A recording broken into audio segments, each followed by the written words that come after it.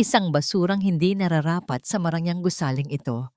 Iyan ang binitiwan niyang salita habang tinatapon ang aking dignidad sa harap ng maraming tao. Akala ko, ang pag-ibig ay sapat na upang malampasan ang hirap. Ngunit sa isang iglap, ang lalaking pinagkatiwalaan ko ay naging estranghero sa aking paningin. Pilit kong binubuo ang aking sarili sa gitna ng pagkakaapi. Hindi alam na ang isang matandang tagalinis ay may hawak ng susi sa aking pagbangon. Hanggang kailan mo kayang magtiis bago mo bawiin ang lahat ng ninakaw sa iyo? Walang puwang ang isang basurang gaya mo sa kumpanyang ito, Maria. Kaya huwag kang mag-inarte na parang pagod na pagod ka dahil hindi kailanman magiging sapat ang sipag mo para bayaran ang amoy pawis na dala mo sa opisina ko. Ang bawat salitang binitiwan ni Sofia ay tila mga matatalas na bubog na ibinaon sa puso ni Maria. Nakatayo siya sa gitna ng malawak at malamig na opisina habang ang kanyang mga kamay ay nanginginig sa pagod. Sa harap niya, nakaupo si Sofia na tila isang reyna. Suot ang mamahaling hiyas at bumabaling ang tingin sa labas ng bintana na parang ang kausap niya ay hindi isang tao kundi isang insektong nagpaparumi sa kanyang paningin. Ang kabalintunaan ng lahat ay narito. Sa ibabaw ng mesa ni Sofia, naroon ang makapal na ulat na katatapos lamang gawin ni Maria. 12 oras siyang hindi natulog. Tiniis ang hapdi ng kanyang mga mata at ang pangangatog ng tuhod para lamang maisalba ang posisyon ni Sofia na nakalimot sa deadline. Ngunit sa halip na pasasalamat, ang tanging natanggap niya ay ang pagyurak sa kanyang pagkatao. Sa isang sulok ng silid, naroon din ang isang matandang tagalinis na si Agatha na kanina lamang ay tinangkang ipagtanggol ni Maria nang sadyang itapon ni Sofia ang mainit na kape sa sahig para lamang makitang magkandakuba ang matanda sa pagpunas nito. Kinuha ni Maria ang basang-basahan, ang kanyang mga daliri ay namumuti na sa higpit ng pagkakahawak dito. Ramdam niya ang pag-akyat ng init sa kanyang lalamunan. Isang bara na tila gustong sumabog ngunit kailangang lunukin. Ang kanyang mga mata ay nagsimulang manlabo, hindi dahil sa luha na hinayaan niyang pumatak, kundi dahil sa bigat ng mundong tila unti-unting gumuguho sa kanyang paanan. Ang bawat tibok ng kanyang puso ay naging isang mabigat na tunog na umaalingaw-ngaw sa kanyang pandinig na nagpapaalala sa kanya ng bawat sakripisyong ginawa niya para sa pamilyang umaasa sa kanya. Hindi siya sumigaw, hindi rin siya sumagot. Nanatili siyang nakayuko, hinahayaang ang bawat insulto ay maging bahagi ng kanyang katahimikan. Ang kanyang pandama ay tila humiwalay sa realidad. Ang amoy ng mamahaling pabango ni Sofia ay humalo sa amoy ng floor wax. Lumilikha ng isang nakakasulasok na atmosfera na tila sumasakal sa kanyang hininga. Sa mga sandaling iyon, ang kanyang kaluluwa ay tila isang tuyong dahon na tinatangay ng hangin. Walang direksyon at walang masandigan. Tumingin siya ng bahagya kay Agatha. Ang matandang babaeng tila walang laban, ngunit may mga matang tila nakakakita sa kaibuturan ng kanyang pagdurusa. Sa gitna ng dilim na bumabalot sa kanyang damdamin, isang tanong ang paulit-ulit na humahampas sa kanyang isipan, tila isang malakas na alon na ayaw tumigil. Hanggang kailan nga ba kailangang ipagpalit ang sariling dangal para sa isang pirasong tinapay na hindi man lang makabusog sa nagugutom na puso? Para ka lang asong naghihintay ng tira-tirang buto, Maria. Bagay na bagay sa iyo ang kumain sa tabi ng basurahan dahil dyan ka naman talaga nanggaling. Ang boses ni Sofia ay umalingaw-ngaw sa pantry. Mas masangsang pa sa amoy ng tuyo na dinala ni Maria para sa kanyang tanghalian. Pinanood ni Sofia ang maliit na lalagyan ng pagkain ni Maria na tila ba ito ay isang nakakahawang sakit. Sa tabi ni Maria nakaupo ang matandang si Agatha na tahimik na kumakain ng kanyang sariling baon. Ang bawat salita ni Sofia ay tila isang latay na humahapdi sa balat ni Maria. Ngunit pinili niyang huwag tumingala. Ipinagpatuloy niya ang paghimay sa maliit na isda kahit na ang kanyang mga kamay ay nanginginig at ang kanyang paningin ay nagsisimulang manlabo dahil sa luhang pilit niyang pinipigil. Sa ilalim ng lamesang gawa sa luma at gasgas na plastik, marahang hinawakan ni Agatha ang kamay ni Maria.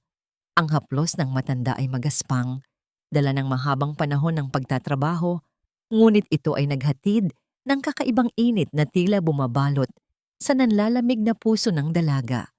Walang salitang binitawan ang matanda, ngunit ang higpit ng kanyang hawak ay sapat na upang sabihing hindi siya nag-iisa sa laban na ito. Ang amoy ng tuyo at mainit na kanin ay naging simbolo ng kanilang pagkakaisa sa gitna ng karangyaan ng kumpanyang Wealth Guard na tila walang puwang para sa mga kagaya nilang maliit. Nagsimulang maglakad palayo si Sofia. Ang tunog ng kanyang matitulis na sapatos sa sahig ay tila mga huling paalam ng isang bagyo bago ang pansamantalang katahimikan. Nang mawala na ang anino ng kontrabida, dahan-dahang huminga ng malalim si Maria. Ang bawat hininga niya ay may kasamang bigat. Tila ang hangin sa silid ay naging semento na bumabara sa kanyang dibdib. Huwag mong hayaang kainin ng kanilang mga salita ang iyong halaga, anak. Mahinang sambit ni Agatha. Ang boses ng matanda ay kalmado, tila isang malalim na ilog na hindi natitinag ng anumang agos. Tumingin si Maria kay Agatha. Nakita niya ang mga kulubot sa mukha nito na tila mga mapa ng napakaraming kwento ng pagtitiis. Minsan po, Lola, pakiramdam ko ay totoo ang sinasabi nila, na kahit gaano ako magsumikap, mananatili lang akong isang anino sa ilalim ng kanilang mga paa. Sagot ni Maria, ang kanyang boses ay basag at puno ng pagod. Pinanood niya ang isang langgam na naglalakad sa gilid ng kanyang baunan, isang maliit na nilalang na nagsisikap mabuhay sa gitna ng isang higanting mundo. Ang bawat butil ng kanin na kanyang sinusubo ay tila naging mapait, hinahaluan ng ngalat ng kanyang mga luhang, hindi na niya napigilang pumatak. Ang katahimikan sa pantry ay biglang nabulabog nang pumasok ang isang sekretarya na halatang nagmamadali at balisa. Ang mukha nito ay maputla at ang kanyang mga mata ay nanlalaki sa takot. Hindi na nito napansin ang dalawang babaeng kumakain sa sulok habang mabilis itong lumapit sa intercom.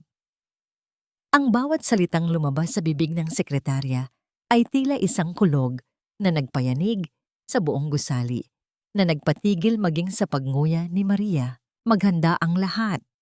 Papunta na rito ang CEO para sa isang hindi inaasahang inspeksyon sa lahat ng departamento, lalo na sa mga maintenance areas. Nabitawan ni Maria ang kanyang kutsara. Ang tunog nito sa sahig ay tila isang babala. Tumingin siya kay Agatha at nakita niyang ang matanda ay nanatiling tinang-tinang, na tila ba ang balitang ito ay matagal na niyang inaasahan. Isang kakaibang kaba ang bumalot sa dibdib ni Maria, isang pakiramdam na ang araw na ito ay hindi matatapos ng gaya ng dati. Sino nga ba ang misteryosong CEO na ito at bakit tila ang pagdating niya ay nagdadala ng mas malalim na panganib para sa isang gaya ni Maria na nais lamang mapanatili ang kanyang trabaho? Magpakamartir ka na kung gusto mo, Maria. Pero siguraduhin mong hindi makikita ng CEO ang kalat na iniwan mo sa archive room. Kapag hindi mo nahanap ang nawawalang folder na yon, huwag ka nang mag-abala pang bumalik bukas. Ang boses ni Sofia ay tila isang matalim na gunting na pumuputol sa huling hibla ng pag-asa ni Maria. Habang ang lahat ng empleyado ay abala sa pag-aayos ng kani-kanilang mesa para sa pagdating ng pinakamataas na pinuno ng Wealth Guard, si Maria ay itinapon sa pinakamadilim at pinakamaalikabok na sulok ng gusali. Ang archive room ay tila isang libingan ng mga nakalimutang dokumento kung saan ang tanging kasama niya ay ang amoy ng lumang papel at ang malamig na simoy ng aircon na tila nanunuot sa kanyang mga buto. Dahan-dahang pumasok si Maria sa loob. Bit-bit ang isang maliit na flashlight na halos wala ng baterya. Ang bawat hakbang niya ay lumilikha ng bahagyang pag-angat ng alikabok na nagpapahapdi sa kanyang ilong, ngunit tiniis niya ang lahat. Kailangan niyang mahanap ang folder na yon. Hindi siya pwedeng mawala ng trabaho ngayon. Hindi ngayong kailangang-kailangan ng kanyang ina ang pambili ng gamot. Sa gitna ng kanyang paghahanap, isang biglang katahimikan ang bumalot sa paligid. Ang mahinang ugong ng kuryente sa kisame ay biglang naputol at sa isang iglap, nilamon ng ganap na kadiliman ang buong silid. Nabitawan ni Maria ang kanyang flashlight na gumulong sa kung saan at namatay. Ang kanyang puso ay nagsimulang tumibok ng mabilis, tila isang tambol na nagpaparamdam ng matinding kaba sa kanyang dibdib. Sa gitna ng dilim, naramdaman niya ang pagsikip ng kanyang hininga. Ang archive room na dati ay malawak, ay tila unti-unting kumikipot, sumasakal sa kanya. Diyos ko, tulong po, pabulong niyang dasal. Habang ang kanyang mga kamay ay pilit na kinakapa ang pader upang mahanap ang pintuan. Ngunit sa halip na malamig na pader, isang matigas at mainit na bagay ang tumama sa kanyang mga palad. Isang mabilis na singhap ang kumawala sa kanyang mga labi nang mapagtanto niyang hindi ito pader, kundi isang dibdib ng isang lalaki. Bago pa man siya makasigaw sa takot, isang pares ng malalakas at matitibay na kamay ang humawak sa kanyang mga balikat upang alalayan siya. Ang amoy ng lalaki ay humalo sa hangin, isang kakaibang bango ng sandalwood at mamahaling sabon na tila nagpatahimik sa nagwawalang takot sa kanyang sistema. Hindi siya makakita, ngunit nararamdaman niya ang kalapitan ng estranghero. Ang init na nagmumula sa katawan nito ay tila isang proteksyon laban sa nanunuot na lamig ng silid. Narinig niya ang mabigat at kalmadong paghinga nito. Isang tunog na tila nagbibigay ng katiyakan sa gitna ng kawalan. Huwag kang matakot. Isang baritono at malalim na boses ang bumulong malapit sa kanyang tainga. Ang boses na yon ay may awtoridad ngunit may halong lambing na hindi kailanman naririnig ni Maria mula sa sinumang lalaki sa kumpanyang ito. Nanatili silang ganoon sa loob ng ilang sandali, nakatayo sa gitna ng kadiliman kung saan ang tanging naririnig ay ang sabay na pagtibok ng kanilang mga puso. Sa mga segundo na yon, tila huminto ang mundo para kay Maria. Ang lahat ng sakit, ang lahat ng pang-aalipusta ni Sofia, at ang bigat ng kanyang mga problema ay pansamantalang naglaho, napalitan ng isang kakaibang pakiramdam ng kaligtasan. Dahan-dahang ibinaba ng lalaki ang kanyang mga kamay, ngunit bago ito tuluyang lumayo, naramdaman ni Maria ang bahagyang pagdapo ng mga daliri nito sa kanyang palad. Tila may iniwang mensahe na hindi kayang bigkasin ng bibig. Nang muling bumalik ang kuryente at bumukas ang mga ilaw, nasilaw si Maria sa biglang liwanag. Kumurap-kurap ang kanyang mga mata. Hinahanap ang lalaking nagligtas sa kanya sa dilim, ngunit ang archive room ay wala ng laman maliban sa kanya. Ang pinto ay bahagyang nakabukas, tila isang paalala na may isang taong kapapasok lamang o kalalabas lang. Sa kanyang paanan, napansin niya ang kanyang ID card na nahulog kanina sa sahig. Pinulot niya ito at napansing may isang maliit na lukot sa gilid, tila may humawak dito nang mahigpit bago ito binitawan. Sino ang lalaking iyon na tila aninong sumulpot at naglaho sa gitna ng kadiliman? At bakit tila kilala ng kanyang puso ang haplos na hindi man lang niya nakita ang mukha? Huwag kang assuming, Maria. Hindi ka panauhin sa gabing ito. Narito ka para magsilbi, hindi para makihalo sa mga taong higit na mataas sa iyo. Ang boses ni Sofia ay tila isang malupit na latay habang itinutulak niya ang isang tray ng mga baso sa harap ni Maria. Sa gitna ng malawak na ballroom ng isang mamahaling hotel kung saan nagkikislapan ang mga kristal na chandelier at umaalingaw-ngaw ang banayad na musika, si Maria ay nakatayo, suot ang kanyang kupas na uniforme. Habang ang ibang mga accountant ay nakasuot ng magagarang gown at tuxedo, siya ay inutusan ni Sofia na maging bahagi ng serving staff para sa anibersaryo ng kumpanya.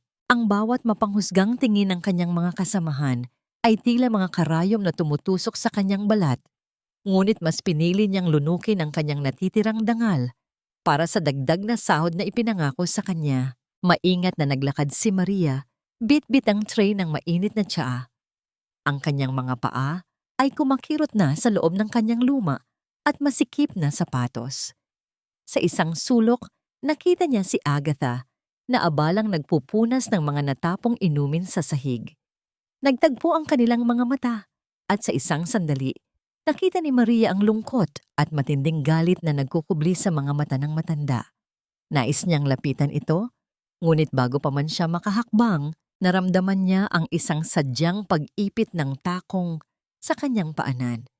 Isang mabilis na pagkawala ng balanse ang sumunod, at ang mainit na likido ay humampas sa sahig, tumalsik sa namumulang balat ng kanyang mga kamay. Ayan, napakalamya mo talaga. Tumingin ka sa ginawa mo sa mamahaling carpet. Ang sigaw ni Sofia ay kumuha ng atensyon ng lahat ng mga bisita. Lumapit ang kontrabida at sadyang inapakan ang mga daliri ni Maria habang ito ay nagmamadaling pulutin ang mga basag na kristal. Ang hapdi ng paso sa kanyang balat ay hindi maihahambing sa hapdi ng kahihiyang nadarama niya sa harap ng maraming tao. Ang bawat bulong ng mga nakapaligid ay tila mga bubuyog na naghahatid ng lason sa kanyang sistema. Pinanood ni Maria ang sariling dugo na humalo sa natapong tsaa, isang matinding simbolo ng kanyang paghihirap. Sa kabilang panig ng silid, si Agatha ay napatigil sa kanyang ginagawa. Ang kanyang mga kamay ay nakakuyom sa hawakan ng basahan at ang kanyang panga ay nagngangalit sa pigil na puot. Nakita niya ang bawat detalye ng kalupitan ni Sofia at sa bawat segundo ng pagtitiis ni Maria, lalong tumitibay ang kanyang desisyon. Gusto niyang sumigaw, gusto niyang ihayag ang katotohanan, ngunit alam niyang kailangang hintayin ang tamang sandali para sa pinakamabigat na pagbangon. Ang kanyang puso ay nagdurugo para sa dalagang itinuturing na niyang anak, isang dalagang mas piniling masaktan kaysa lumaban dahil sa laki ng kanyang pagpapahalaga sa tungkulin. Dahan-dahang tumayo si Maria, hindi pinapansin ang tumutulong dugo sa kanyang daliri. Hinarap niya si Sofia ng may nanunuyong lalamunan at malamig na boses. "Patawad po, ma'am. Lilinisin ko na po agad." Pabulong niyang sabi, habang ang kanyang puso ay tila isang ibon na pilit kumakawala sa isang masikip na hawla. Sa mga sandaling iyon, naramdaman niya ang isang biglang pagbabago sa atmosfera ng buong ballroom. Ang ingay ng mga tawanan ay biglang napalitan ng isang mabigat na katahimikan na tila ba ang hangin mismo ay tumigil sa pag-ikot. Ang malaking pinto ng ballroom ay bumukas at isang matangkad na figura ang pumasok na may dalang aura ng kapangyarihan at awtoridad. Ang bawat hakbang ng lalaki sa marmol na sahig ay tila isang serye ng mga kulog na nagbibigay daan sa isang hari. Nakatalikod si Maria habang abala sa pagpunas ng sahig, kaya ang tanging nakita niya ay ang anino ng lalaki na unti-unting lumalapit sa kanyang kinalalagyan. Isang pamilyar na bango ng sandalwood ang humalo sa amoy ng tsa at dugo, isang amoy na nagpabalik sa kanya sa archive room. Hindi naglakad ang lalaki patungo sa entablado o sa mga VIP table. Sa halip, tumigil ang kanyang mga sapatos na gawa sa mamahaling balat sa mismong harap ng basang sahig kung saan nakaluhod si Maria. Ang bawat mata sa ballroom ay nakatuon sa kanila, naghihintay sa susunod na mangyayari. Dahan-dahang iniangat ni Maria ang kanyang tingin, ngunit bago niya masilayan ang mukha ng lalaki, isang kamay ang bumaba at humawak sa kanyang siko upang itayo siya mula sa kanyang pagkakayuko sa harap ng lahat. Sino ang lalaking ito na naglakas loob na gambalain ang kanyang pagdurusa? At ano ang magiging reaksyon ni Sofia kapag nalaman niyang ang taong kinatatakutan ng lahat ay narito na para sa isang layuning walang sino man ang nakakaalam? Ang pinakamasakit na sugat ay hindi nagmumula sa mga estranghero, kundi sa mga taong tinatawag nating pamilya. Ito ang tanging kaisipang namumuo sa isipan ni Maria habang naglalakad siya sa madilim at maputik na eskinita patungo sa kanilang barong-barong. Ang bawat hakbang niya ay tila isang pakikipaglaban sa bigat ng kanyang mga binti. Ang kanyang mga paa ay nanginginig sa loob ng sirang sapatos na kanina lamang ay inapakan ni Sofia. Ang amoy ng mamahaling pabango mula sa party ay unti-unting napapalitan ng amoy ng estero at nabubulok na basura, isang malupit na paalala kung saan siya talaga nababagay sa paningin ng mundo. Pagpasok niya sa kanilang maliit na pintuan, nayari lamang sa pinagtagpi-tagping plywood, hindi yakap o mainit na pagkain ang sumalubong sa kanya. Isang malakas na kalabog ng kamay sa lamesa ang bumasag sa katahimikan ng gabi. Nasaan ang pera, Maria? Sabi mo ay may overtime pay ka ngayon. Huwag mong sabihing nagpakasarap ka na naman habang kami rito ay nagdidildil ng asin. Ang boses ni Rico, ang kanyang pinsang walang inatupag, kundi ang magsugal, ay tila isang lason na humahalo sa hangin. Nanatiling nakatayo si Maria. Ang kanyang balikat ay bagsak at ang kanyang mga mata ay walang kislap. Dahan-dahan niyang inilabas ang kanyang pitaka. Kinuha ang huling ilang daang piso na itinatago niya sana para sa pambili ng gamot sa rayuma ng kanyang ina. Ito na lang ang natitira, Rico. Maawa ka naman. Kailangan ito ni nanay. Pabulong niyang pakiusap. Ang boses ay tila isang kandilang malapit ng mamatay. Ngunit walang habag na hinablot ni Rico ang pera. Iniwan si Maria na nakatitig sa kanyang bakanting mga palad, habang ang tunog ng papalayo nitong mga hakbang ay tila bawat tibok ng kanyang nadurog na pangarap. Sa labas ng barong-barong, nakatago sa anino ng isang malaking puno ng banyan, nakatayo ang isang matandang babae. Si Agatha, na hindi na suot ang kanyang uniforme ng tagalinis, kundi isang itim na balabal, ay tahimik na nanonood. Ang kanyang mga mata ay basang-basa ng luha habang nakikita ang bawat detalye ng sakripisyo ni Maria.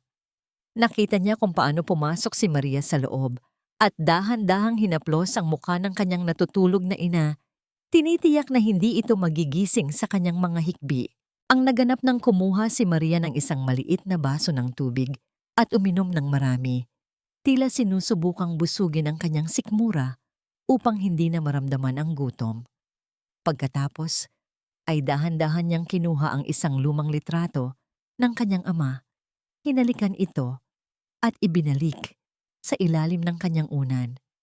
Ang kanyang pagtitiis ay tila isang banal na panata, isang tanikala ng tungkulin na mas pinipiling mamatay sa hirap kaysa talikuran ang mga taong umaasa sa kanya. Kinuha ni Agatha ang kanyang cellphone mula sa bulsa, isang mamahaling aparato na kabaligtaran ng kanyang anyo kanina.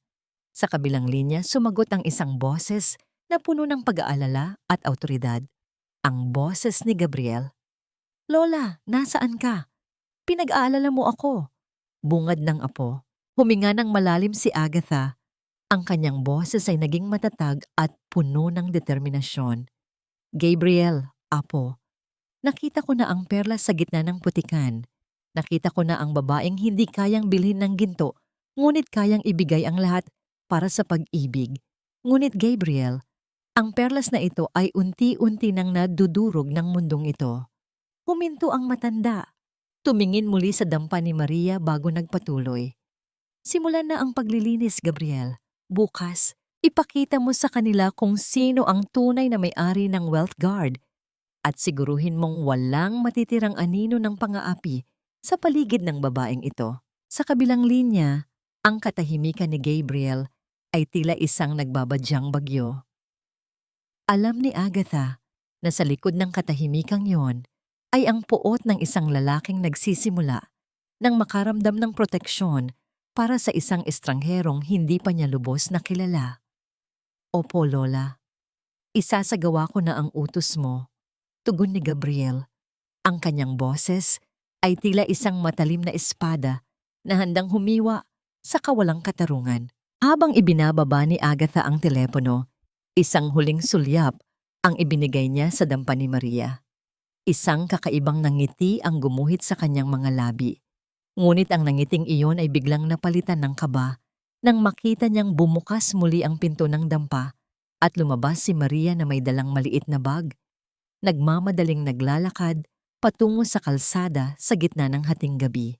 Saan pupunta si Maria sa ganitong oras at anong bagong panganib ang naghihintay sa kanya na maaring tuluyang sumira sa plano ni Lola Agatha bago pa man ito magsimula.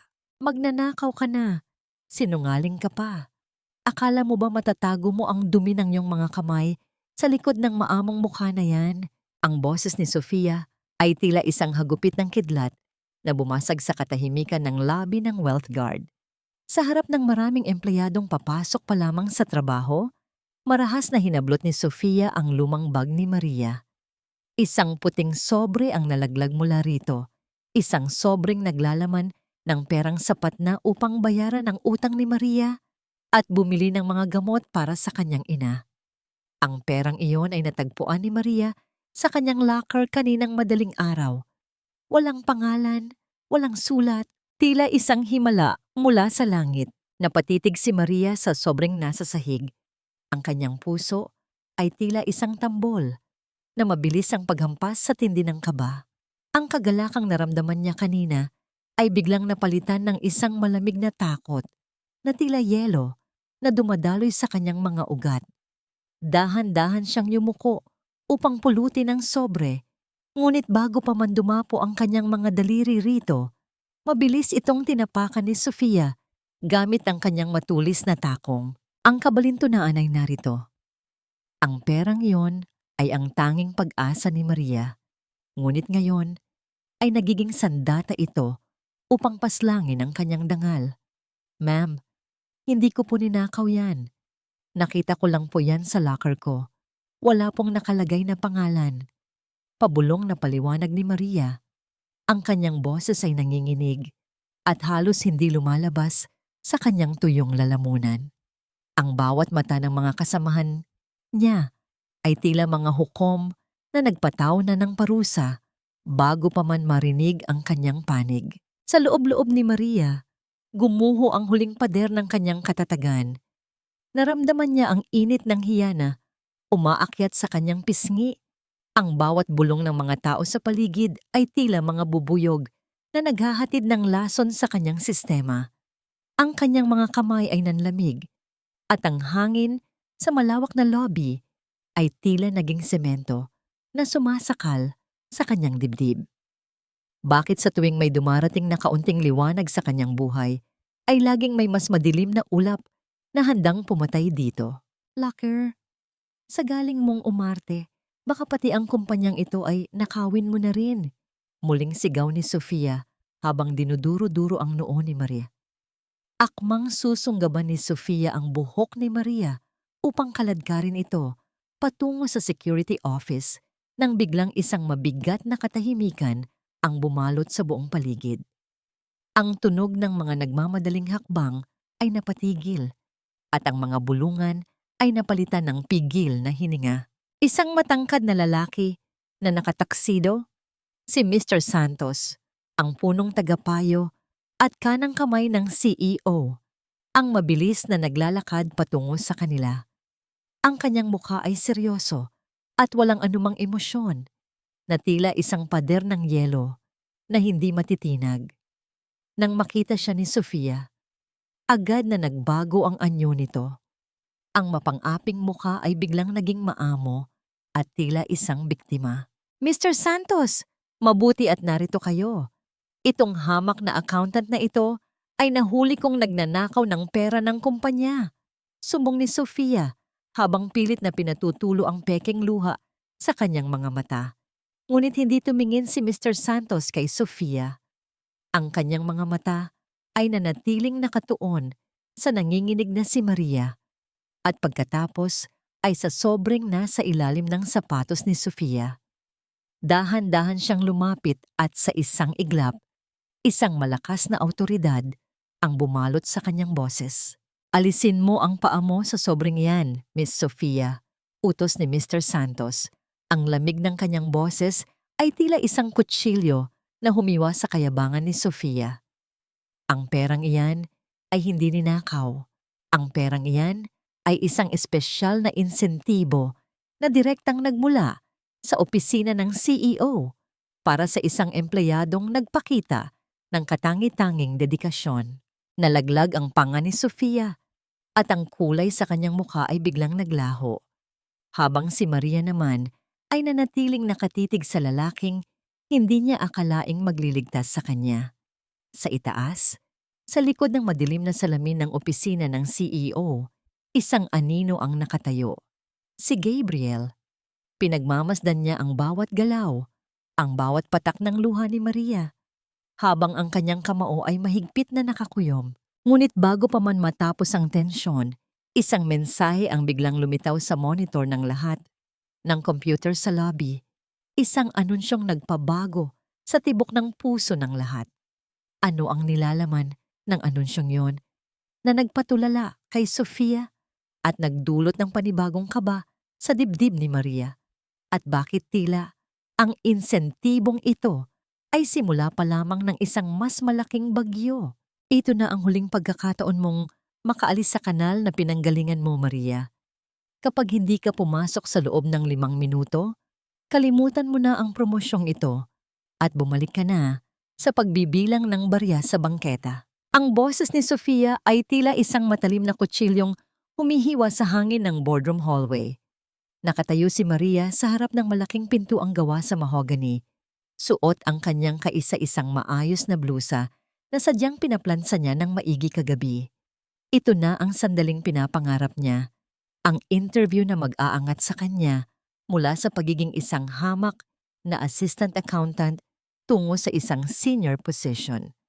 Ang bawat pangarap niya para sa kanyang ina, ang bawat gabing hindi siya kumain para lamang makapag-ipon, ay nakasalalay sa paghakbang niya sa loob ng silid na iyon. Ngunit sa kabilang dulo ng pasilyo, isang mahinang tunog ng pagkabuwal ang bumasag sa katahimikan.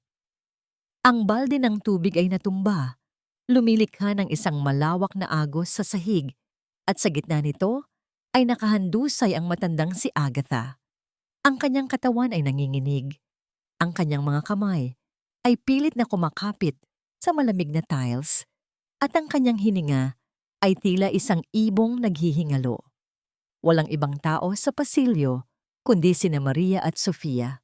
Pinanood lamang ni Sofia ang matanda nang may pandidiri sa kanyang mga mata. Tila ba ang nakahandusay na matanda ay isang duming kailangang walisin. Ang puso ni Maria ay tila isang timbang pinupukpok sa loob ng kanyang dibdib. Tumingin siya sa pintuan ng boardroom, pagkatapos ay sa naghihingalong matanda. Ma'am Sofia, tulungan po natin si Lola Agatha. Pakiusap ni Maria. Ang kanyang boses ay puno ng panginginig. Ngunit isang mapait na tawa lamang ang isinagot ni Sofia. Hahayaan mo bang mawala ang kinabukasan mo para sa isang matandang tagalinis na bukas makalawa ay papalitan din? Pumasok ka na sa loob, Maria. Isara mo ang iyong mga mata at isipin mo ang iyong sarili. Sa mga sandaling iyon, ang mundo ni Maria ay tila huminto sa pag-ikot. Naramdaman niya ang init ng kanyang mga luha na nagbabadyang pumatak. Ngunit bago pa man makapagsalita ang kanyang ambisyon, ang kanyang puso ang nagpasya. Tinalikuran ni Maria ang boardroom. Binitawan niya ang folder ng kanyang mga sertipiko na tila ba ito ay walang halaga, at mabilis siyang tumakbo patungo kay Agatha. Hindi niya pinansin ang galit na sigaw ni Sofia na nagbabantang tatanggalin siya sa trabaho. Ang tanging mahalaga sa kanya ay ang init ng katawan ng matanda na binuhat niya sa kanyang mga bisig. Dinala ni Maria si Agatha sa isang siksikan at mainit na ospital ng gobyerno. Sa gitna ng amoy ng gamot at ang tunog ng mga nagiiyakang pasyente, hindi iniwan ni Maria ang tabi ng matanda. Ginamit niya ang huling pera sa kanyang pitaka, ang perang pambayad sana sa kuryente, para lamang makabili ng gamot na kailangan ni Agatha. Habang nakaupo sila sa isang lumang bangkong kahoy sa pasilyo ng ospital, dahan-dahang kinuha ni Maria ang kanyang panyo at pinunasan ang pawis sa noo ni Agatha. Ang bawat haplos niya ay puno ng pag-iingat. Tila ba hawak niya ang isang mamahaling kristal na ayaw niyang mabasag. Hindi alam ni Maria na ang matandang babaeng inaalagaan niya ay gising na at pinagmamasdan ang bawat patak ng kanyang luha para sa pagkakataong nawala sa kanya. Nakita ni Agatha ang sakit sa mga mata ni Maria, ang bigat ng sakripisyong ginawa nito para sa isang estranghero. Naramdaman ng matanda ang dalisay na pagmamahal na hindi nabibili ng anumang yaman sa mundo. Sa unang pagkakataon sa loob ng maraming taon, ang pader ng pagdududa sa puso ni Agatha ay tuluyang gumuho. "Anak, bakit mo ako tinulungan?" Mahinang tanong ni Agatha. Ang kanyang boses ay tila isang bulong sa gitna ng ingay ng ospital. Ngumiti si Maria, isang ngangiting pilit na itinatago ang lungkot. Dahil ang trabaho po ay pwedeng palitan, pero ang buhay ng isang tao, lalo na ang tulad ninyong naging kaibigan ko, ay hindi kailanman matutumbasan ng anumang promosyon. Dahan-dahang hinawakan ni Agatha ang pisngi ni Maria, at sa gitna ng malabong ilaw ng ospital, ang mga luha ng matanda ay nagsimulang dumaloy. "Ikaw na nga, apo. Ikaw na nga ang matagal ko nang hinahanap." Pabulong na sambit ni Agatha, isang pangungusap na hindi naintindihan ni Maria, ngunit naghatid ng kakaibang kaba sa kanyang dibdib. Habang yakap ni Maria ang matanda, hindi niya napansin ang isang matangkad na figura na nakatayo sa dulo ng pasilyo, nakatago sa dilim. Si Gabriel, na kanina pa sumusunod sa kanila, ay nakasandal sa pader habang ang kanyang kamao ay nakakuyom sa tindi ng emosyon. Nakita niya ang lahat, ang pagtalikod ni Maria sa kayamanan at ang kanyang pagpili sa kabutihan. Ngunit sa gitna ng tagpong ito, isang tawag ang tinanggap ni Gabriel na nagpabago sa kanyang anyo. "Sir, nalaman na ni Sofia ang tungkol sa pagpunta ninyo sa ospital. Inililigpit na niya ang lahat ng ebidensya laban sa kanya at naghahanda na siyang ibintang ang lahat kay Maria bago pa kayo makabalik." Paano maililigtas ni Gabriel si Maria mula sa laso ni Sofia kung ang mismong kumpanya ay unti-unti nang kinakain ng mga kasinungalingan? At ano ang gagawin ni Maria kapag nalaman niyang ang mahihirap na ospital na ito ay pagmamay-ari rin pala ng pamilyang Agatha? Minsan, ang pinakamabigat na pasanin ay nagiging magaan kapag may balikat kang masasandalan sa gitna ng dilim. Naupo si Maria sa isang lumang bangkong kahoy sa labas ng ward. Ang kanyang mga siko ay nakatukod sa kanyang mga tuhod at ang kanyang muka ay nakabaon sa kanyang mga palad. Ang amoy ng antiseptic at ang mahinang ugong ng mga lumang bentilador sa kisame ay tila isang oyaye na nagpapatulog sa kanyang pagod na sistema. Sa loob ng silid, mahimbing nang natutulog si Agatha. Ngunit sa labas, ang gabi ay tila walang katapusan para kay Maria. Nawala ang kanyang trabaho, nawala ang kanyang pangarap na promosyon, at ang tanging natitira sa kanya ay ang bigat ng bukas na hindi niya alam kung paano haharapin. Isang dahan-dahang yabag ng mga sapatos ang bumasag sa katahimikan ng pasilyo. Naramdaman ni Maria ang isang presensya sa kanyang tabi, isang init na tila nagtataboy sa nanunuot na lamig ng gabi. Hindi siya nag-angat ng tingin dahil sa totoo lang ay wala na siyang lakas para humarap sa sinuman. Ngunit nang dumapo ang isang mainit at malaking palad sa kanyang balikat, isang pamilyar na kuryente ang gumapang sa kanyang katawan. Ang bango ng sandalwood, ang amoy na tila nakatatak na sa kanyang alaala mula sa archive room, ay muling humalo sa hangin. "Hindi ka dapat nag-iisa sa ganitong oras." Isang malalim at baritonong boses ang narinig niya. Dahan-dahang nag-angat ng tingin si Maria at nakita niya ang isang lalaking hindi niya inaasahan. Hindi ito ang CEO na nakita niya sa ballroom mula sa malayo. Sa kanyang paningin, isa lamang itong lalaking may mapanuring mga mata, ngunit punong-puno ng malasakit. Si Gabriel ay nakasuot lamang ng simpleng puting polo na nakatupi ang mga manggas. Tila sadyang nagtatago ng kanyang tunay na katayuan. Hindi nakapagsalita si Maria. Ang kanyang lalamunan ay tila nanuyo at ang kanyang puso ay nagsimulang tumibok sa isang ritmo na hindi niya maunawaan. Sa halip na sumagot, naramdaman niya ang pag-init ng kanyang mga mata. Ang lahat ng pagtitiis, ang lahat ng sakit na itinago niya sa harap ni Sofia at ng kanyang pamilya ay tila gustong kumawala sa harap ng lalaking ito. Napansin ni Gabriel ang panginginig ng mga labi ni Maria. Hindi siya nagdalawang isip na maupo sa tabi nito. Binabawasan ang distansya sa pagitan nilang dalawa hanggang sa maramdaman ni Maria ang init mula sa braso ng lalaki. Dahan-dahang inalalaya ni Gabriel ang ulo ni Maria upang isandal ito sa kanyang balikat. Sandali lang, Maria. Hayaan mong ako muna ang maging pader mo. Bulong niya. Sa mga sandaling iyon, tila huminto ang mundo. Ipinikit ni Maria ang kanyang mga mata, hinahayaan ang kanyang sarili na malunod sa seguridad na hatid ng balikat ni Gabriel.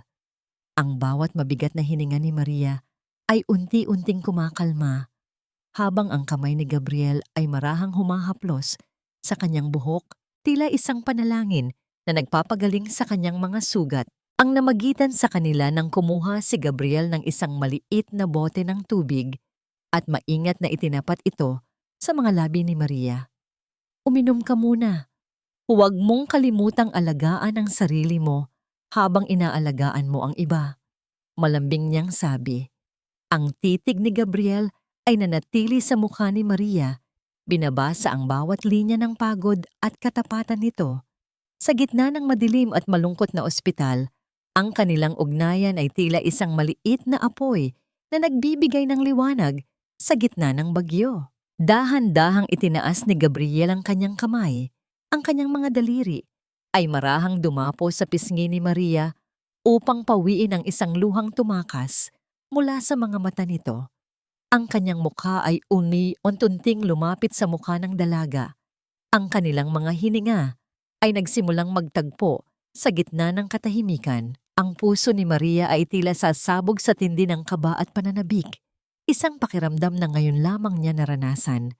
Isang pakiramdam na tila siya ay mahalaga, na siya ay protektado, at na siya ay hindi lamang isang hamak na tagalinis o accountant sa mata ng lalaking ito. Ngunit bago pa man magtagpo ang kanilang mga labi, ang katahimikan ay biglang nabulabog ng malakas na tunog ng pagbukas ng pinto sa dulo ng pasilyo. Ang boses ng isang nurse na nagmamadali ay umalingaw-ngaw. Tinatawag ang pangalan ni Maria. Miss Maria, ang pasyente sa Ward 4. May nangyayaring hindi maganda. Mabilis na napahiwalay si Maria. Ang kanyang mukha ay namumutla sa takot. Tumingin siya kay Gabriel na ang mga mata ay biglang nagbago mula sa pagiging malambing patungo sa isang matalas na awtoridad. Bago pa man makatakbo si Maria patungo sa ward, isang mabilis na sulyap ang ibinigay niya sa cellphone ni Gabriel na naiwan sa bangko. Isang mensahe ang nakabukas sa screen na nagpapatigil sa kanyang mundo. Sir Gabriel, handa na ang mga pulis, pero may masamang balita. Isinangkot ni Sofia ang pangalan ni Maria sa isang iligal na transaksyon sa bangko habang wala siya rito. May warrant na para sa kanyang pag-aresto. Paano haharapin ni Maria ang panibagong dagok na ito kung ang lalaking nagsilbing balikat niya ay tila may itinatago ring lihim? At sapat ba ang pag-ibig ni Gabriel upang iligtas siya mula sa rehas na sadyang inihanda ni Sofia para sa kanya? Ito na ang dulo ng iyong pagkukunwari, Maria. Ang mga kamay na akala ko ay malinis ay bihasa pala sa pagnanakaw ng milyon-milyon habang nagpapanggap na nag-aalaga ng matanda. Ang boses ni Sofia ay tila isang lason na biglang kumalat sa malamig na pasilyo ng ospital. Kasunod niya ang dalawang pulis na ang mga mukha ay tila gawa sa bato. Walang emosyon at puno ang awtoridad. Ang mga empleyado at pasyente sa paligid ay napatigil, ang kanilang mga bulungan ay tila mga bubuyog na naghahatid ng kahihihiyan sa bawat sulok ng silid. Nakatayo si Maria sa gitna. Ang kanyang mga kamay ay nanginginig at ang kanyang mukha ay nawalan ng kulay. Tila isang kandilang unti-unting nauubos sa gitna ng malakas na hangin. Ang kabalintunaan ay sadyang nakapanlulumo. Narito si Maria, puyat at pagod dahil sa pag-aalaga sa isang matandang itinuturing niyang pamilya. Ngunit ngayon ay pinararatangan siyang ginamit ang pagkakataong ito upang magnakaw sa bangko. Hindi po totoo yan. Buong gabi po akong narito. Hindi ko po magagawang magnakaw. Ang sigaw ni Maria, ngunit ang kanyang boses ay tila nalunod sa malakas na halakhak ni Sofia. Ipinakita ni Sofia ang isang tablet kung saan makikita ang mga dokumentong may lagda ni Maria, mga digital signature na sadyang inihanda, at ipinamemeke ni Sofia habang wala si Maria sa opisina. Naramdaman ni Maria ang malamig na bakal na naglapat sa kanyang mga pulso. Ang tunog ng posas na nagkandado ay tila ang huling hininga ng kanyang kalayaan. Ang bawat tibok ng kanyang puso ay naging isang mabigat na pasanin. Tila ba ang kanyang dibdib ay puno ng mga bato na pilit siyang ibinabaon sa lupa. Tumingin siya kay Gabriel, ang lalaking kanina lamang ay nagbigay sa kanya ng init at pag-asa. Ang kanyang mga mata ay nagsusumamo, nagtatanong kung naniniwala ba ito sa mga kasinungalingan ni Sofia. Nakita niya ang panga ni Gabriel na nagngangalit at ang mga mata nito na tila nag-aapoy sa galit. Ngunit nanatili itong tahimik, isang katahimikang tila sumasakal sa huling hibla ng pag-asa ni Maria. Sa gitna ng kaguluhan, ang naganap na nagpahinto sa mundo ni Agatha na nakikinig mula sa loob ng silid. Habang hinihila si Maria ng mga pulis, huminto ang dalaga sa tapat ng pinto ni Agatha. "Ma'am, pakiayos po ang kumot ni Lola. Baka po siya lamigin kapag nagising siya." Mahina niyang bilin sa nurse. Ang kanyang boses ay puno ng dalisay na pag-aalala sa kabila ng sariling kapahamakan. Kahit sa gitna ng kanyang pagbagsak, mas inisip pa rin ni Maria ang kapakanan ng iba kaysa sa sariling kaligtasan. Marahas na hinila ni Sofia si Maria. Ang kanyang mga kuko ay bumaon sa braso ng dalaga. "Huwag ka nang magdrama, Maria. Sa kulungan ka na mag-ampon ng mga pusa at matatanda." Bulong ni Sofia, ang kanyang amoy ng mamahaling pabango ay tila naging amoy ng kamatayan para kay Maria. Ang bawat hakbang ni Maria patungo sa labas ng ospital ay tila isang martir na patungo sa kanyang kamatayan, habang ang ulan sa labas ay nagsimulang pumatak, tila nakikiramay sa kanyang nagdurugong puso. Isinakay si Maria sa loob ng madilim na sasakyan ng pulis. Sa huling pagkakataon, lumingon siya at nakita niya si Gabriel na nakatayo sa ilalim ng ulan. Ang polo nito ay basang-basa na at ang kanyang anyo ay tila isang aninong puno ng puot. Ngunit hindi puot para kay Maria, kundi isang puot na handang sumunog sa lahat ng taong nagdulot ng sakit sa dalaga. Ang mga mata ni Gabriel ay tila nangangako ng isang paghihiganti na hindi pa nararanasan ng sinuman sa Wealth Guard. Nang umandar ang sasakyan, naiwan ang katahimikan sa pasilyo, maliban sa tunog ng takong ni Sofia na tila nagdiriwang sa kanyang tagumpay. Ngunit sa loob ng Ward 4, dahan-dahang imulat ni Agatha ang kanyang mga mata. Ang kanyang mga kamay ay nakakuyom sa ilalim ng kumot at ang kanyang boses ay naging kasing talim ng kidlat nang tawagin niya ang kanyang abogado. Sa kanyang sikretong cellphone, ihanda ang lahat ng dokumento. Hindi lamang trabaho ang kukunin ko kay Sofia. Sisiguraduhin kong pati ang hangin na hininga niya ay magiging pag-aari ng batang kinawawa niya. Ano ang gagawin ni Maria sa loob ng malamig na rehas? At paano gagamitin ni Gabriel ang kanyang tunay na kapangyarihan upang bawiin ang bawat patak ng luha na nawala sa kanyang minamahal bago pa maging huli ang lahat? Bagay sa iyo ang malamig na rehas na ito, Maria. Dito nagtatapos ang pangarap mong maging bayani sa paningin ng lahat. Dahil sa huli, isa ka lang namang basura na binalot sa magandang tela. Ang boses ni Sofia ay tila isang lason na dahan-dahang gumagapang sa loob ng madilim at masikip na selda. Nakatayo siya sa labas ng mga rehas, suot ang kanyang mamahaling seda na tila nagniningning sa gitna ng dumi ng presinto. Sa loob, nakaupo si Maria sa malamig na semento. Ang kanyang uniforme ay gusot-gusot na at ang kanyang mga mata ay tila dalawang tuyong balon na wala nang mailabas na luha. Ang bawat salita ni Sofia ay tila isang mariing sampal sa kanyang pagkatao. Isang paalala na sa mundong ito, ang katotohanan ay madaling mabili ng pera. Ang kabalintunaan ng lahat ay narito. Ang mga kamay ni Maria na ginamit niya upang alagaan ang may sakit at punasan ang luha ng mga nagdurusa ay nakagapos ngayon sa likod ng kinalawang na bakal. Ang amoy ng basang semento at ang singaw ng kanal sa labas ay tila sumasakal sa kanyang bawat hininga. Ramdam ni Maria ang pangangatog ng kanyang mga tuhod, hindi dahil sa takot, kundi dahil sa matinding panghihina ng kanyang kaluluwa.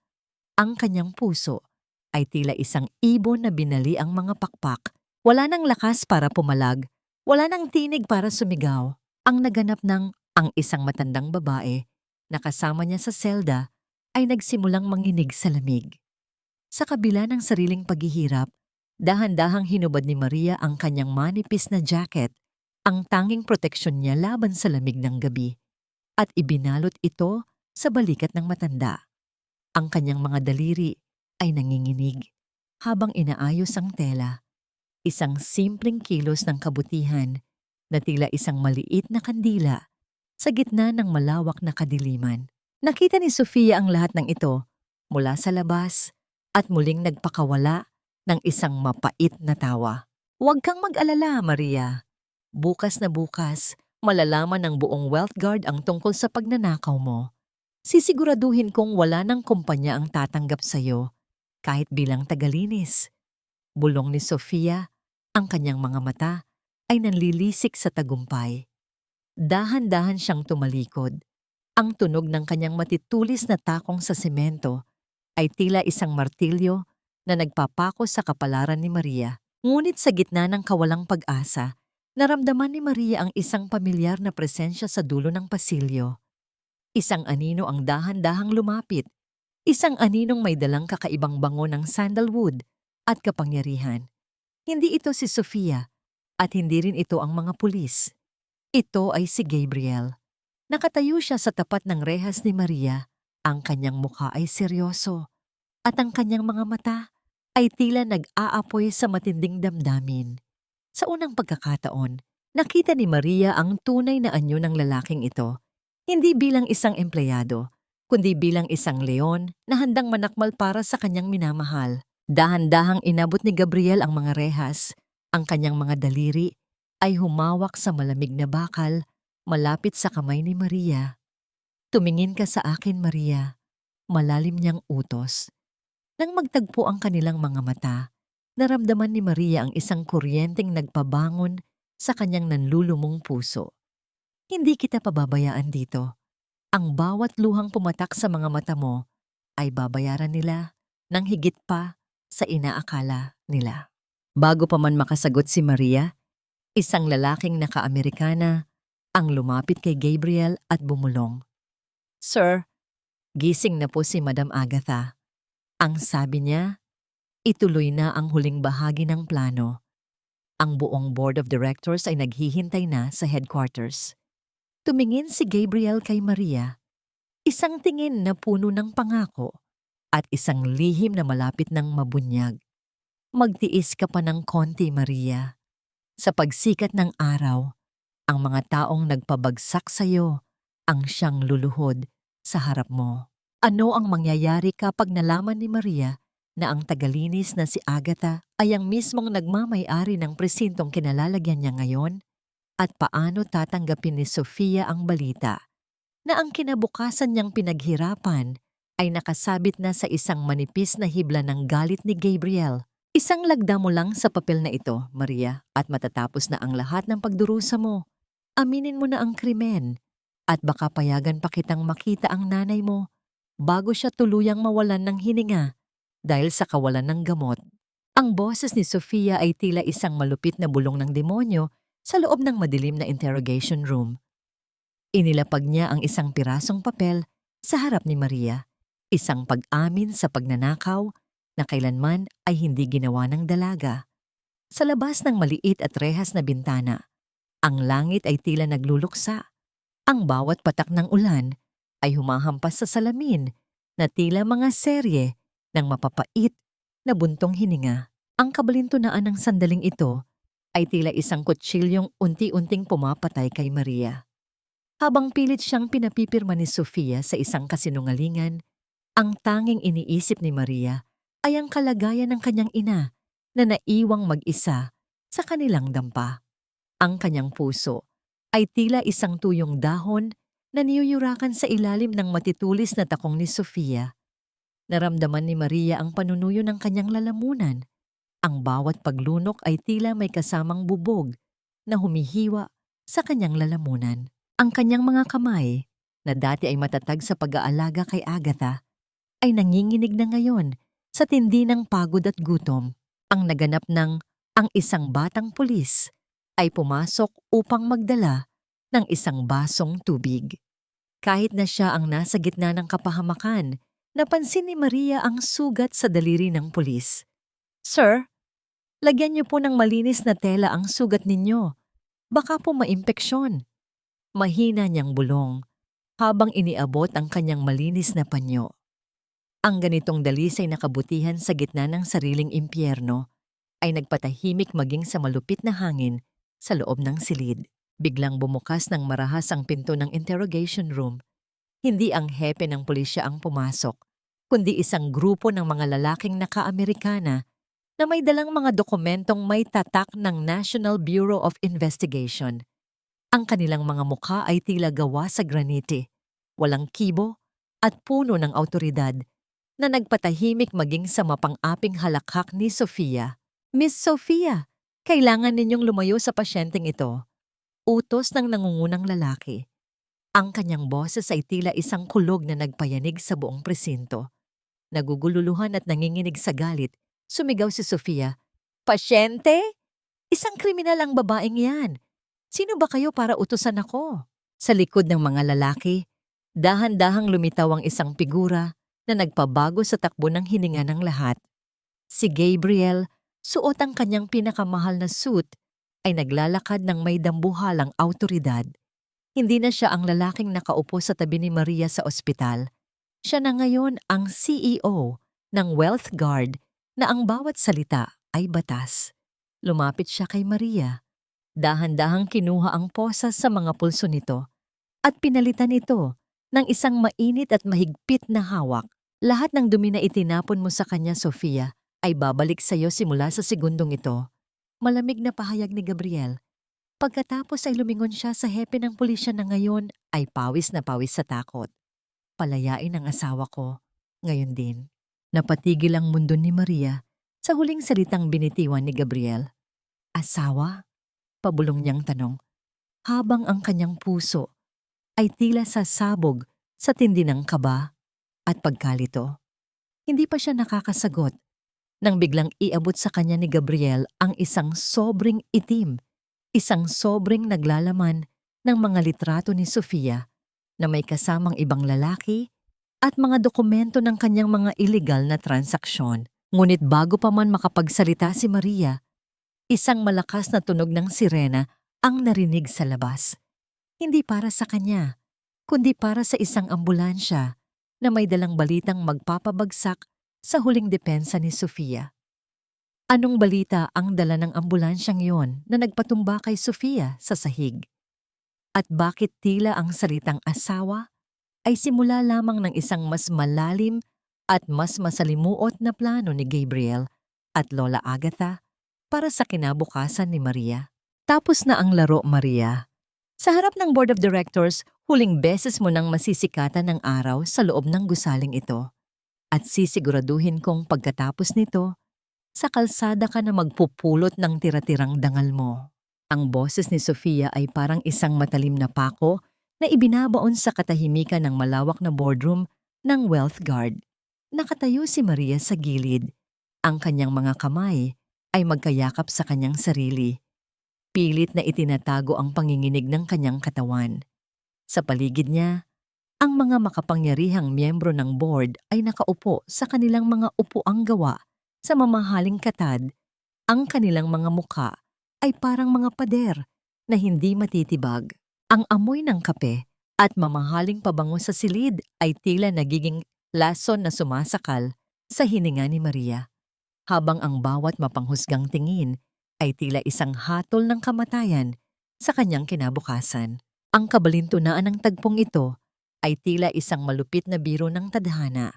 Ilang araw lang ang nakalipas, si Maria ay narito para maglinis ng mga natapong tubig at pulutin ang mga basura sa ilalim ng mesa. Ngunit ngayon ay siya ang sentro ng isang malaking iskandalo.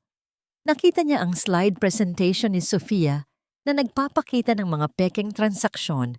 Ang kanyang pangalan ay nakasulat sa malalaking letra na kulay pula. Tila isang mantsa na hindi na mabubura. Ang bawat tibok ng kanyang puso ay naging isang mabigat na hamba na dumudurog sa kanyang dibdib. Habang ang kanyang paningin ay nagsisimulang lumabo dahil sa matinding pagod at emosyon.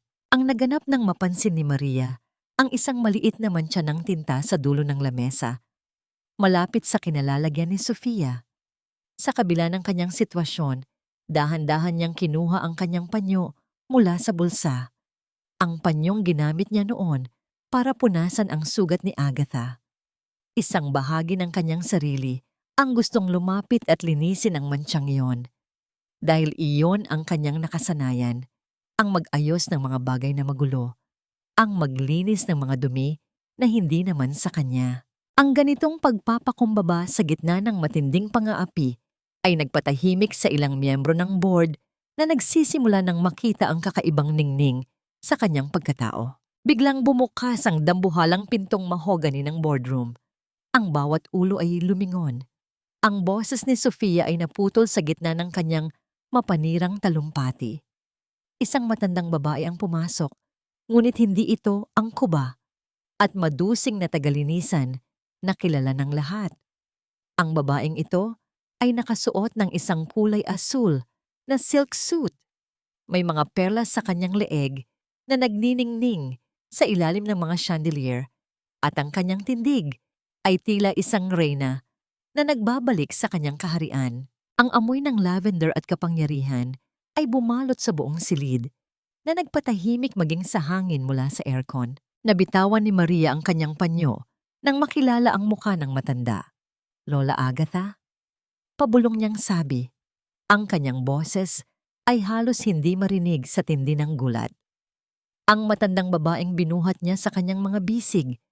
Ang matandang pinaghatian niya ng tuyo ay nakatayo ngayon ng may awtoridad na nagpapakaba sa bawat taong naroroon. Hindi gumalaw si Agatha patungo sa gilid, kundi diretso ito sa gitna, sa pinakamalaking upuan sa dulo ng mahabang lamesa, ang upuan ng chairman. Dahan-dahang naupo si Agatha. Ang kanyang mga mata ay nanunuot sa bawat isa, lalo na kay Sofia na ngayon ay tila isang kandilang unti-unting natutunaw sa tindi ng takot. Miss Sofia, ituloy mo ang iyong sinasabi tungkol sa basurang hindi karapat-dapat sa kumpanyang ito. Malamig na utos ni Agatha. Ang kanyang boses ay tila isang hagupit ng latigo na bumasag sa huling depensa ni Sofia. Nakatayo si Maria sa pintuan, tila estatwang hindi makagalaw. Ang kanyang mundo ay tila muling gumuho, ngunit sa pagkakataong ito, hindi dahil sa sakit, kundi dahil sa isang katotohanang napakabigat dalhin. Ang babaeng inalagaan niya ay ang mismong may-ari ng lahat ng ito. Ang babaeng may kapangyarihang baguhin ang kanyang buhay sa isang kurap lang ng mata. Ngunit bago pa man makapagsalita si Maria, dahan-dahang lumingon si Agatha sa kanya at nagpakita ng isang mapait, ngunit punong-puno ng pag-ibig ng ngiti. Halika rito, Maria. Maupo ka sa tabi ko. Oras na para malaman mo kung bakit ang isang tagalinis ay piniling maging saksi sa iyong busilak na puso. Ano ang mararamdaman ni Maria kapag nalaman niyang ang bawat paghihirap niya ay bahagi lamang ng isang pagsubok? At paano tatanggapin ni Sofia ang katotohanang ang basurang hinamak niya ay ang siyang magdedesisyon sa kanyang huling hantungan sa kumpanyang ito? Hindi maaari ito. Isang malaking pagkakamali ang lahat ng ito.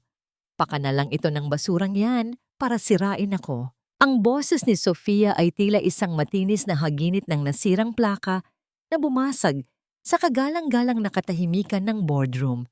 Ang kanyang mga mata ay nanlilisik. Ang kanyang mukha ay namumula sa tindi ng hiya at takot. Habang ang kanyang mga daliri ay mariing nakabaon sa gilid ng mesa. Ngunit sa bawat salitang lumalabas sa kanyang bibig, lalong nagiging malinaw ang kanyang pagbagsak. Ang kabalintunaan ay sadyang nakakasulasok.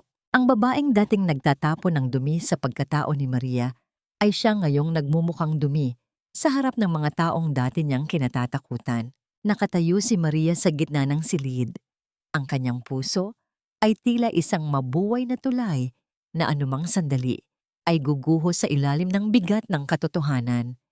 Tumingin siya kay Agatha, ang matandang babaeng binuhat niya sa ulan, ang matandang pinaghatian niya ng tuyo, at naramdaman niya ang isang matinding hapdi sa kanyang dibdib. Hindi ito hapdi ng galit, kundi hapdi ng isang pagkakanulo. Ang bawat sandali ng kanilang pagkakaibigan ay tila nabalot ng isang makapal na ulap ng pagdududa. Ang amoy ng mamahaling pabango sa silid ay tila naging amoy ng panlilinlang na sumasakal sa kanyang hininga. Ang naganap ng mapansin ni Maria na ang brooch ni Agatha ay bahagyang nakatagilid. Sa gitna ng kanyang pagkalito at takot, dahan-dahang itinaas ni Maria ang kanyang nanginginig na kamay at maingat na inayos ang hiyas sa dibdib ng matanda. Lola, bakit po kailangang dumaan sa ganitong paraan? Pabulong niyang tanong. Ang kanyang boses ay basag at puno ng pagdurusa. Ang simpleng kilos na ito ng pag-aalaga, sa kabila ng lahat ng kasinungalingan, ay nagpadaloy ng luha sa mga mata ni Agatha na nagpatahimik maging sa mga miyembro ng board na nanonood. Dahan-dahang bumukas muli ang pinto. At sa pagkakataong ito, si Gabriel ang pumasok. Ang kanyang bawat hakbang ay tila isang serye ng mga kulog na nagpapahayag ng katapusan ng isang panahon. Hindi siya tumingin kay Sofia, hindi siya tumingin sa board. Ang kanyang mga mata ay diretso lamang sa namumutlang mukha ni Maria. Lumapit siya sa dalaga at dahan-dahang kinuha ang malamig nitong kamay, isang haplos na tila nagbibigay ng init sa nanlalamig na sistema ni Maria. Maria, patawad kung kailangan naming magsinungaling. Simula ni Gabriel, ang kanyang boses ay tila isang malalim na awit ng pagsisisi. Ako ang lalaki sa archive room. Ako ang nagpadala ng sobrang puti. At ako ang lalaking nangakong hinding-hindi ka na muling iiyak dahil sa kanila. Iniharap ni Gabriel si Maria sa buong board of directors. Siya si Maria, ang babaeng magiging mukha ng bagong wealth guard. Ang babaeng hindi lamang magiging senior accountant, kundi ang babaeng magiging kabiyak ng aking buhay. Naramdaman ni Maria ang pag-ikot ng paligid. Ang bawat salita ni Gabriel ay tila mga alon na humahampas sa kanyang pagkatao. Habang si Sofia ay marahas na inilalabas ng mga security guards, ang kanyang mga sigaw ay ient-unting naglalaho sa pasilyo, tila isang aninong nilalamo ng liwanag. Ngunit para kay Maria, ang tagumpay na ito ay tila isang mapait na gamot. Tiningnan niya si Gabriel, pagkatapos ay si Agatha, at sa huling pagkakataon, naramdaman niya ang bigat ng lahat ng kanilang itinago. Para po ba akong isang laruan na kailangang subukan bago mahalin? Mahina, ngunit matatag na tanong ni Maria. Ang kanyang boses ay tila isang matalim na karayom na tumusok sa konsensya ni na Gabriel at Agatha. Sa halip na yakapin ang kanyang bagong katayuan, dahan-dahang binitawan ni Maria ang kamay ni Gabriel. Ang tunog ng kanyang mga luma at sirang sapatos sa mamahaling carpet ay tila isang huling paalam habang naglalakad siya patungo sa pinto. Iniwan ni Maria ang boardroom, iniwan ang yaman, at iniwan ang mga taong nagtanggol sa kanya, ngunit nalinlang din sa kanya. Ang kanyang bawat hakbang sa labas ng gusali ay tila isang pagtakas mula sa isang gintong hawla na ayaw niyang pasukin. Saan pupunta si Maria ngayong wala na siyang babalikang trabaho at ang kanyang puso ay puno ng sugat ng pagdududa? At sapat ba ang pagsusumamo ni Gabriel upang mahanap siya sa gitna ng malawak na lungsod bago siya tuluyang maglaho? Hindi ako isang piraso ng gintong kailangang dumaan sa apoy para lang patunayan ang aking halaga sa inyong paningin. Ang boses ni Maria ay halos malunod sa ingay ng malakas na ulan na humahampas sa bubong ng kanilang barong-barong. Nakatayo siya sa gitna ng maliit na silid. Ang kanyang mga damit ay basang-basa at ang kanyang buhok ay nakadikit sa kanyang namumutlang mukha. Sa harap niya, nakatayo si Gabriel, ang lalaking ang bawat salita ay batas sa mundo ng Wealth Guard. Ngunit ngayon ay tila isang basang sisiw na nagsusumamo sa gitna ng dampa. Ang amoy ng basang lupa at ang lamig ng gabi ay nanunuot sa kanilang mga buto. Ngunit mas matindi ang lamig na nagmumula sa pagitan ng kanilang mga puso. Ang kabalintunaan ay sadyang nakakasulasok. Narito si Gabriel, dala ang lahat ng kayamanan at pangako ng isang marangyang buhay, ngunit ang tanging hinihiling ni Maria ay ang dangal na kinuha nila sa kanya nang gawin siyang paksa ng isang malupit na pagsusulit. Naramdaman ni Maria ang bawat patak ng tubig sa kanyang balat na tila mga karayom na tumutusok sa kanyang konsensya. Ang kanyang puso ay tila isang ibon na pilit na lumilipad palayo sa isang gintong hawla na punong-puno ng mga lihim at pagkukunwari. Ang naganap sa gitna ng kanilang matinding pagtatalo. Napansin ni Maria na nanginginig si Gabriel sa lamig. Ang labi nito ay namumuti na habang pilit na humihingi ng tawad. Sa kabila ng kanyang galit, kinuha ni Maria ang isang lumang tuwalya, ang tanging tuyong tela sa kanyang bahay, at marahan itong ibinalot sa mga balikat ni Gabriel.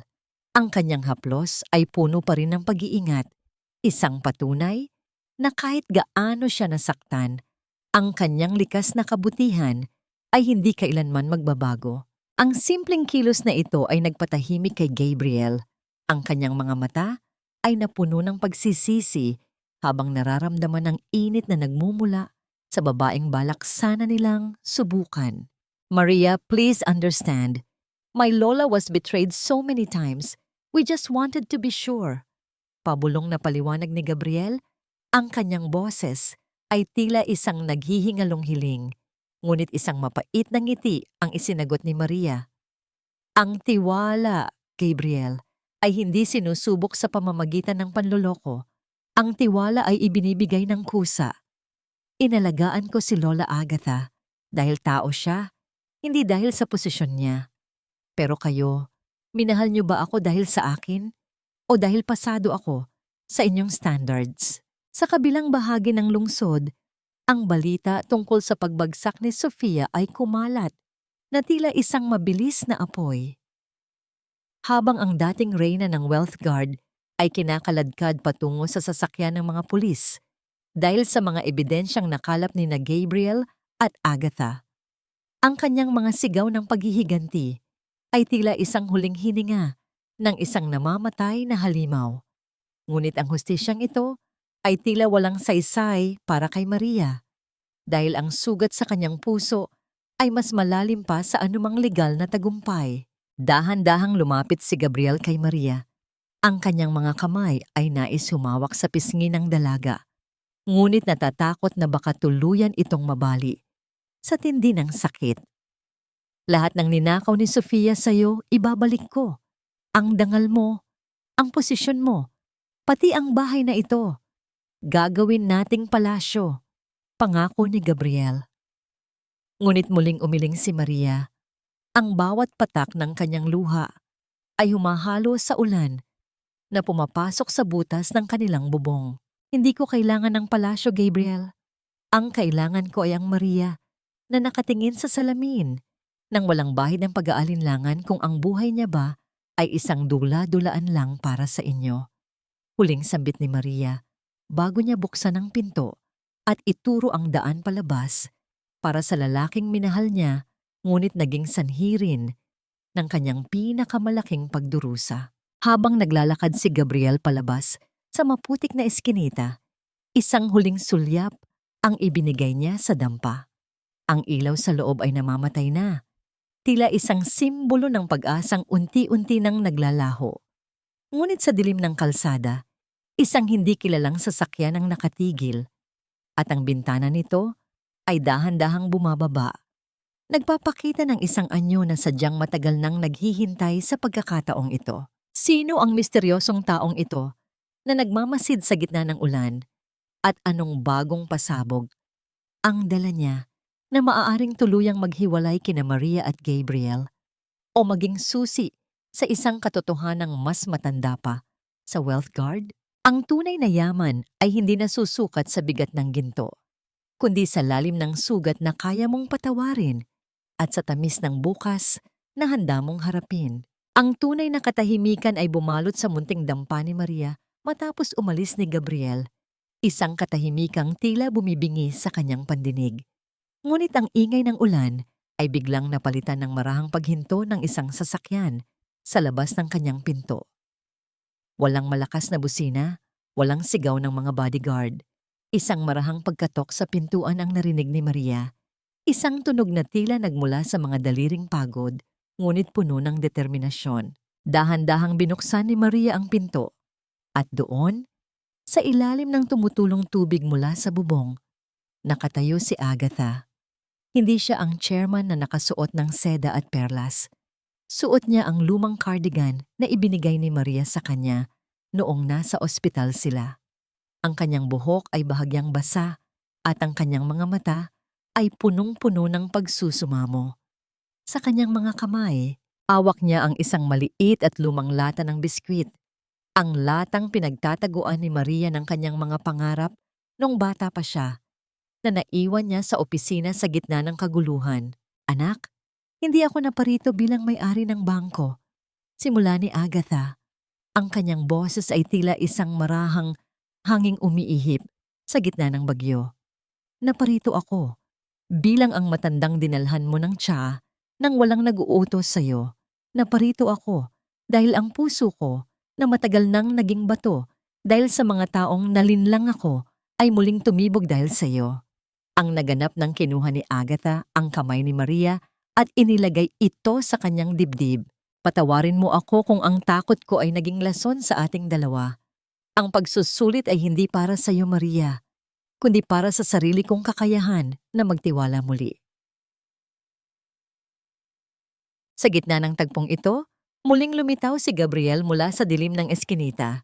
Hindi siya umalis, nanatili siyang nagbabantay sa malayo.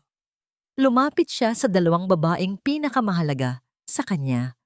Sa pagkakataong ito, hindi siya nagsalita tungkol sa posisyon o yaman. Dahan-dahan siyang lumuhod sa maputik na sahig sa harap ni Maria. Hindi alintana ang dumi sa kanyang mamahaling pantalon. Maria, iniwan ko na ang aking resignation sa board. Kung ang pagiging CEO ang pader sa pagitan nating dalawa, gigibain ko ang pader na yon. Mas pipiliin kong maging isang ordinaryong lalaki sa tabi mo kaysa maging hari sa isang palasyong wala ka. Naramdaman ni Maria ang pag-init ng kanyang mga mata. Ang bawat patak ng luha ay tila naghuhugas sa puot na naipon sa kanyang dibdib. Nakita niya ang katapatan sa mga mata ng maglola, isang katapatang hindi kayang pekein ng anumang dokumento. Ang amoy ng basang lupa ay tila naging amoy ng bagong simula. Dahan-dahang inabot ni Maria ang kamay ni Gabriel upang patayuin ito, at sa isang iglap, naramdaman niya ang mahigpit at ligtas na yakap ng lalaki. Isang yakap na hindi naghahanap ng patunay, kundi nagbibigay ng kapayapaan. Sa kabilang panig, ang hustisya ay tuluyan ng naningil. Si Sofia, na ngayon ay nasa loob ng malamig na rehas, ay naiwang mag-isa habang ang lahat ng kanyang ninakaw ay unti-unting binabawi ng batas.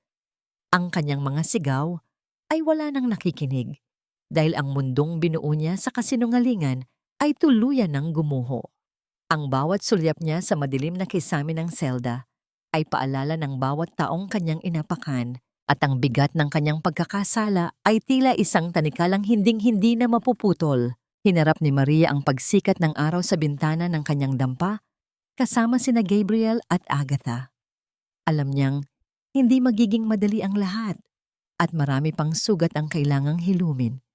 Ngunit sa paghawak ni Gabriel sa kanyang kamay at sa matamis ng ngiti ni Lola Agatha, alam ni Maria na ang kanyang paglalakbay mula sa putikan patungo sa liwanag ay hindi dahil sa swerte, kundi dahil sa pananatiling totoo sa kanyang sarili.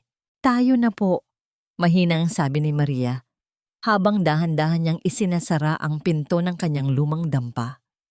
Handa na po akong harapin ang bukas, basta't ang hawak ninyong kamay ay hindi na muling bibitaw. Ngunit habang sila ay naglalakad patungo sa sasakyan, isang huling sulyap ang ibinigay ni Maria sa dulo ng kalsada, kung saan isang pamilyar na anino ang nakatayo. Tila may dalang huling mensahe na hindi pa nabubuksan. Ano ang nilalaman ng huling sulat na iniwan ng ama ni Maria na tila mag-uugnay sa nakaraan ni Agatha at sa kinabukasan ng Wealth Guard, at paano nito babaguhin ang kahulugan ng salitang pamilya para sa kanilang lahat? Ang pag-ibig ay hindi isang premyo na ibinibigay sa dulo ng isang karera, kundi isang dambana na binuo mula sa bawat piraso ng pagtitiis, pag-unawa, at higit sa lahat, ang tapang na magpatawad. Isang taon ang mabilis na lumipas mula nang ang mga anino ng pag-aalinlangan ay lumuwal sa liwanag ng katotohanan. Sa malawak na hardin ng mansyon ng mga Agatha, kung saan ang amoy ng mga sariwang sampagwita ay humahalo sa banayad na simoy ng hangin, isang payak ngunit marangal na pagdiriwang ang nagaganap. Wala ang ingay ng mga mapanuring mata ng Board of Directors at wala ang matatalas na bulong ng inggit. Ang tanging naririnig ay ang masayang pagtawa ng mga taong natutong yakapin ang kanilang mga sugat upang maging bahagi ng kanilang kagandahan. Nakatayo si Maria sa tabi ng isang malaking puno ng nara. Suot ang isang puting bestido na yari sa pinong telang pinya. Wala siyang suot na mabigat na alahas, maliban sa isang manipis na gintong kwintas na may pendant na hugis krus, ang huling alaala ng kanyang ama. Sa kanyang tabi, si Gabriel ay nakatingin sa kanya nang may higit na ningning kaysa sa anumang bituin sa langit.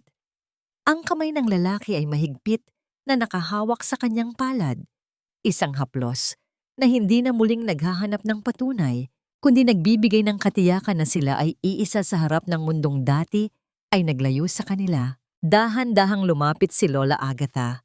Bitbit ang isang lumang sobre na kulay dilaw na sa katagalan. Ito ang sulat na iniwan ng ama ni Maria na natagpuan sa mga lumang dokumento ng Wealth Guard. Sa pagbukas ng sulat, isang katotohanan ang muling nagbuklod sa kanila. Ang ama ni Maria ang tanging tauhan na nanatiling tapat kay Agatha noong ang kumpanya ay muntik nang bumagsak. 30 taon na ang nakalilipas. Ang kabutihang itinanim ng ama ni Maria ay muling namulaklak sa puso ng kanyang anak. Ang utang na loob na ito ay hindi isang tanikala, kundi isang tulay na nagdugtong sa dalawang pamilyang pinagtagpo ng tadhana at pinatibay ng katapatan. Nahanap na natin ang ating kapayapaan, anak. Mahinang bulong ni Agatha habang hinahaplos ang pisngi ni Maria. Ang matanda ay wala na ang bakas ng takot sa kanyang mga mata.